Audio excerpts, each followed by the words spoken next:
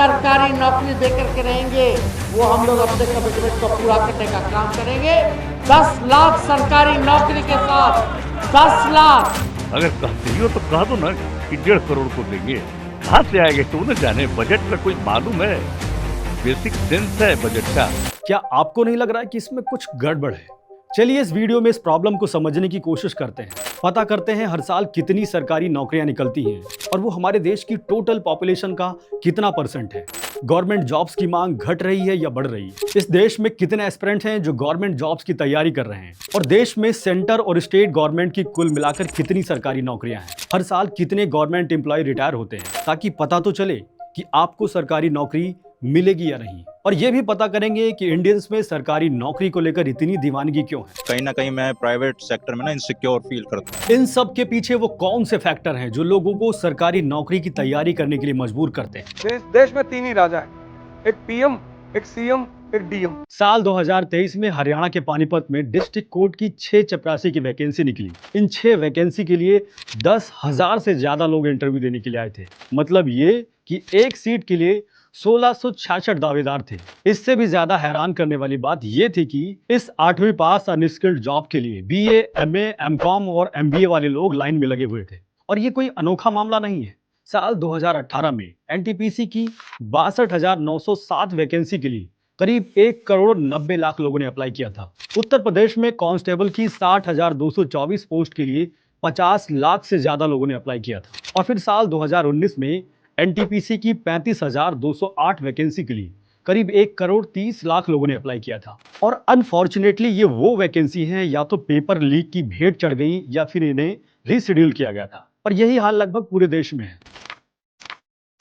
आगे बढ़ने से पहले इसको समझने की कोशिश करते हैं कि आखिर इंडिया का यूथ सरकारी नौकरी को लेकर इतना क्रेजी क्यों है। इस देश में जिसके पास सरकारी नौकरी है, समाज में उसे अच्छा स्टेटस मिलता है। लोग उसके परिवार को बड़ी इज्जत के नजर से देखते हैं। माना जाता है कि काफी मेहनती होगा। वहीं सेल्फ एम्प्लॉयमेंट वाले को लोग इतना भाव नहीं देते हैं। गजब बेइज्जती है। चाहे वो उससे ज्यादा ही क्यों ना कमाता हो।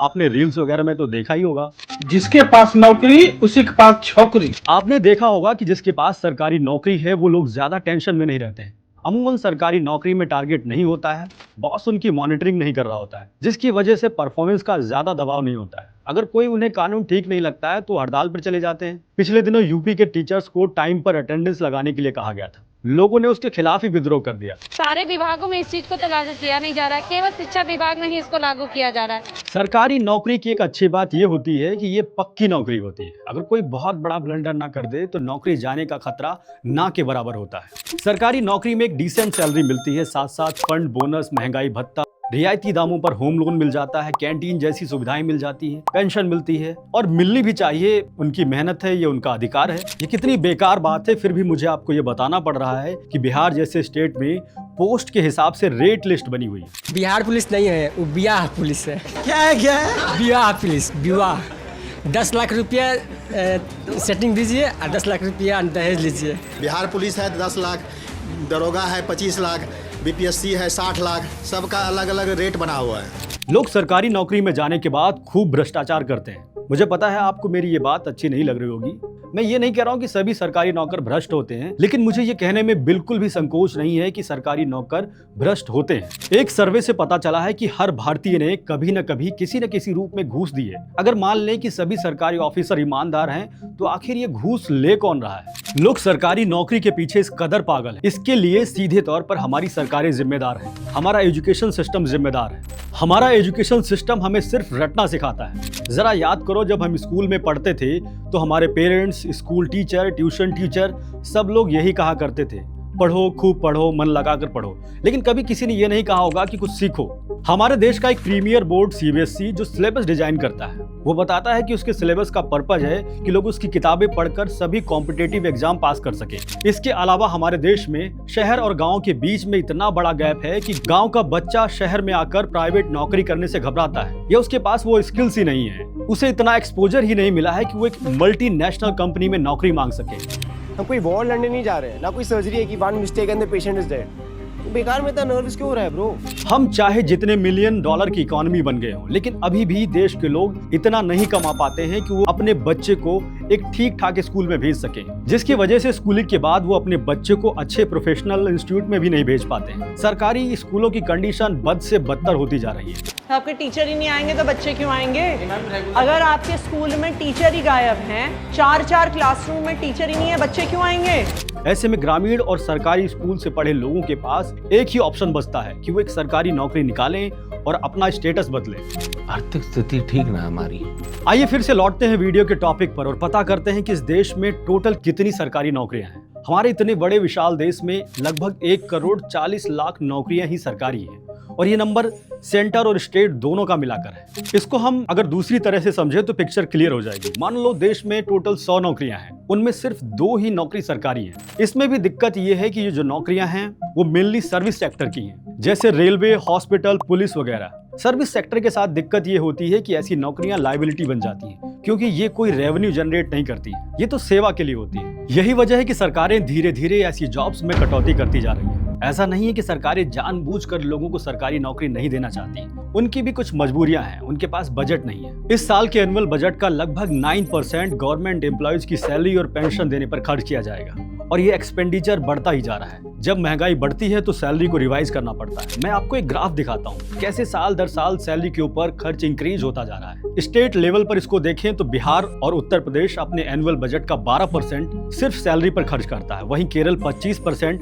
राजस्थान 26%, उत्तराखंड और असम जैसे राज्य 30% तक का अमाउंट सैलरी पर खर्च करते हैं। अब आइए पता करते हैं कि सरकार एक साल में कितनी सरकारी नौकरियां निकालती है। साल 2022 में उस समय के डीओपीटी मिनिस्टर जितेंद्र सिंह ने पार्लियामेंट में बताया था कि 2014 से लेकर 2022 तक लगभग 22,05,00,000 लोगों ने सरकारी नौकरी के लिए अप्लाई किया और उनमें से सिर्फ 7,22,000 लोगों को ही सरकारी नौकरी मिली। अगर हम इसका परसेंटेज निकालें तो ये महज 0.33% होता है। अगर इस सरकारी आंकड़ों के हिसाब से एवरेज निकालें तो एक साल में 90,250 नौकरियां ही दी गई हैं। और इसका मतलब ये नहीं है कि इसी हिसाब से नौकरियां दी जा रही हैं और भविष्य में भी ऐसे ही नौकरियां दी जाएंगी। बाकी आप खुद समझदार हैं, अभी आप आगे देखोगे तो पिक्चर और भी क्लियर हो जाएगी। आपने अक्सर न्यूज में सुना होगा कि गूगल, माइक्रोसॉफ्ट, ट्विटर, रिलायंस जैसी प्राइवेट कंपनियों ने इतने एम्प्लॉयज को फायर कर दिया है, लेकिन गवर्नमेंट तो फायरिंग नहीं करती है। गवर्नमेंट फायरिंग भले ना करती हो, लेकिन इन्होंने हायरिंग पर ही कंट्रोल कर रखा है। आज भी सेंट्रल गवर्नमेंट के अलग अलग डिपार्टमेंट में 9 लाख पोस्ट खाली पड़ी है और इसमें अगर सारे स्टेट को ऐड कर लें तो नंबर और भी ज्यादा हो जाएगा। हर साल लगभग 1 लाख से ज्यादा एम्प्लॉय रिटायर भी होते हैं। उसके बावजूद सरकारें आजकल अपने काम को आउटसोर्स करने में लगी हुई है। TCS, इन्फोसिस, टेक महिंद्रा जैसी कंपनियां गवर्नमेंट डिपार्टमेंट के काम कर रही है। चाहे स्टेट गवर्नमेंट हो या सेंट्रल गवर्नमेंट, इस टाइम पर हर कोई अपनी लायबिलिटी को कंट्रोल करना चाहता है। यही वजह है कि देश में सरकारी नौकरियां कम होती जा रही है। अब इस प्रॉब्लम का सॉल्यूशन क्या है? आज ज्यादातर लोग अपने बच्चों को सरकारी स्कूल में पढ़ाना नहीं चाहते, सरकारी हॉस्पिटल में इलाज नहीं कराना चाहते, सरकारी बैंकों में जाना नहीं चाहते, लेकिन नौकरी सबको सरकारी चाहिए। आज का यूथ जॉब्स के लिए सरकार के भरोसे बैठा है, जबकि सरकार खुद यूथ के भरोसे बैठी हुई है। आज भारत के पास वो हीरा है जिसे तराशने की जरूरत है, वो है हमारा डेमोग्राफिक डिविडेंड। इसको आसान भाषा में समझे तो 15 से 64 साल के बीच की एज को वर्किंग एज ग्रुप माना जाता है। मतलब इस उम्र के लोग काम करने के लिए सक्षम होते हैं और इसके बाद के एज ग्रुप को डिपेंडेबल एज ग्रुप कहा जाता है। मतलब ये कि ये खुद कोई काम नहीं कर सकते हैं। 1945 में न्यूक्लियर अटैक के बाद जापान अपने आप को फिर से रिवाइव इसलिए कर पाया क्योंकि उस समय उसके पास युवा कामगारों की तादाद ज्यादा थी। चाइना आज इकोनॉमिक सुपर पावर क्यों है? क्योंकि 1980 और 2000 के बीच में उसके पास वर्किंग एज ग्रुप थी। वही मौका आज हमारे पास है। इंडिया की एवरेज एज 28 साल के आसपास है।